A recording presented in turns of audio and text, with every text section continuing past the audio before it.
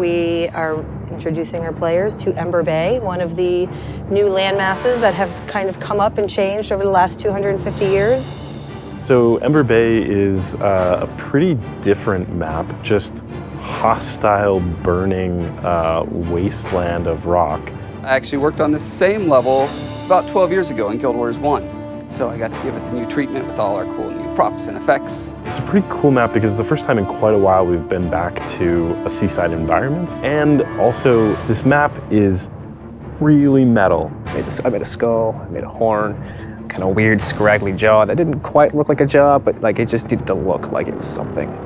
And then kind of went back and just saw what Josh had done with it. He's just like created different types of skulls with different kinds of horns, and then he did something super awesome. He created what I like to call the Well of Souls.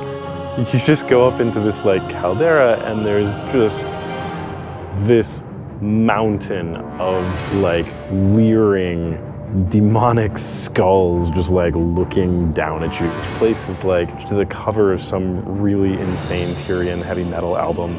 It's really over the top and really fun in that way. So the skull theme is really cool, right up my alley, because I'm a big fan of heavy metal and that kind of stuff, so I really got off on doing as metal a version of that map as possible. So lots of skulls, just weeping lava and smoke and brimstone, all that kind of fun thematic dark broodiness. One of our biggest challenges was trying to create a mastery for this whole area that felt fun and unique for Fire Island, but that necessarily other areas with lava may not have. We have, I think, most of the previous movement-based masteries. There's jump mushrooms, updrafts.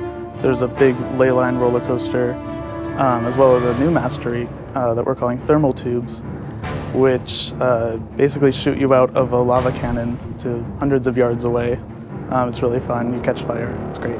We wanted this map to be a little more exploration-based, and so that hearts seemed like a good way to do that. And the hearts this time are repeatable to give people, so that you're not sort of one and done. You can find, and there's a bunch of different ways to complete each heart, so you might, try different things on different days.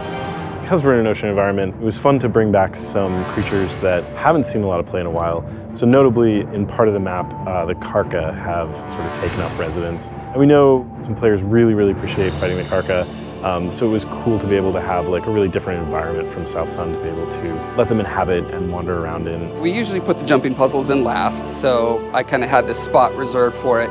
And I started building it, and contrary to popular belief, I actually don't like making difficult jumping puzzles, but the aesthetic really demanded a just brutal jumping puzzle. So there's several vectors along which we can make a jumping puzzle challenging. The obvious one is the distance, how far you gotta jump, how difficult those jumps are. But then in additional to that, it's discovery. It's finding where do I actually jump. And then on top of that, you can have the skills that you have to use, the enemies that may be around and all that kind of stuff. So we really cranked up the sliders on almost all of those. So it ended up earning its name of Chalice of Tears. The island and just trying to come up with creative gameplay spaces and an environment where everything is trying to kill you was a fun challenge to work with.